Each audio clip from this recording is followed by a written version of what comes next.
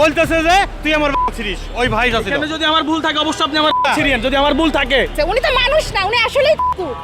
চারপাশে তীব্র যানজট, তপ্ত রোদ আর ধুলোবালি। এই নরক গুলজারের মাঝে ঠাই দাঁড়িয়ে থাকেন কিছু মানুষ। পোশাকে তারা পুলিশ, কিন্তু দিন শেষে তারাও তো রক্ত মাংসের মানুষ।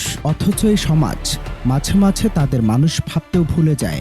এখান থেকে আমার টার্নিং নিয়ে আবার ফের বলতেছে যে 70 বছর তোকে আমি দেখে ছাড়তেছি। উনি রং টার্নিং করে পুরাইলো, আপনি রাস্তাটা জাম করে দিতে।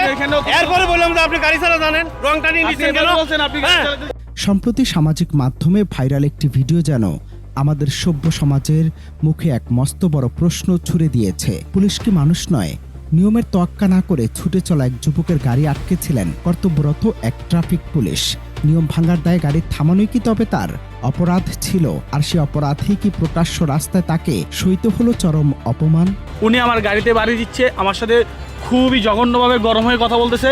আমি বলি আপনি কুকুরের মতো কথা বলতেছেন কেন? আমি কিন্তু কুত্তার বাচ্চা বলি নাই। ওনাকে এটা বলছি যে আপনি কুকুরের মতো কেন এরকম করতেছেন।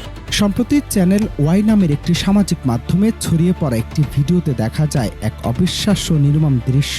গাড়ি থামানোর পর মুহূর্তের মধ্যেই বদলে যায় পরিবেশ। অভিযোগ উঠেছে কর্তব্যরত ওই পুলিশ সদস্যকে প্রথমে অত্যন্ত আপত্তিকর অকথ্য ভাষায় গালিগালাজ শুরু করেন ওই যুবক। একা একটা পয়েন্টে ডিউটি, শত শত গাড়ি, এরপরে উনিরা রং টার্নিং করে, রং পার্কিং করে, বলতে গেলে আমাদের ফের চাকরি খায়, কি দেয় দেখে নিবে। এই যে আপনাদের সামনে গাড়ি কুত্তর বাচ্চা, আপনাদের সামনে বললো যে আমার ছিঁড়ে নিস। ঠিক তখনই অন্যায়ের প্রতিবাদ করতে এগিয়ে আসেন এক সাহসী নারীসহ কয়েকজন পথচারী।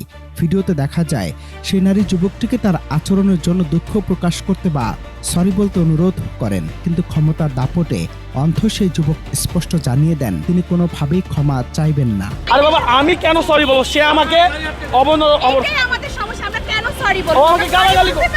তারা সারাদিন রাস্তায় থাকে তো আমরা তাদেরকে রেসপেক্ট করতে জানি না। এটা হচ্ছে আমাদের সমস্যা, আপনাদের সমস্যা না। এটা আমাদের সমস্যা, সোসাইটির সমস্যা।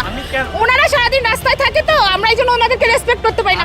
ওনাকে চেয়ার দেন, তাহলে দেখবেন ওনাকে মানুষ রেসপেক্ট করতেছে। উনি তো মানুষ না, উনি আসলেই কুকুর। ভিডিওর শেষ অংশ অবশ্য সেই যুবককে নিজের সাফাই গাইতে শোনা যায়। তার দাবি তিনি পুলিশ সদস্যকে সরাসরি গালি দেননি, বরং তার আচরণের তুলনা করেছিলেন। কিন্তু প্রশ্ন হলো, শব্দ যাই হোক না কেন, যে মানুষগুলো দিনরাত এক করে খেয়ে না খেয়ে নামমাত্র বেতনে আমাদের সুরক্ষায় রাস্তায় দাঁড়িয়ে থাকে, তাদের সাথে এমন আচরণ কি কোনো সুস্থ মস্তিষ্কের মানুষ করতে পারে? আজকে তবে অর্থ আর ক্ষমতার দাপটি মানুষের যোগ্যতার সম্মান পরিমাপ করা হবে?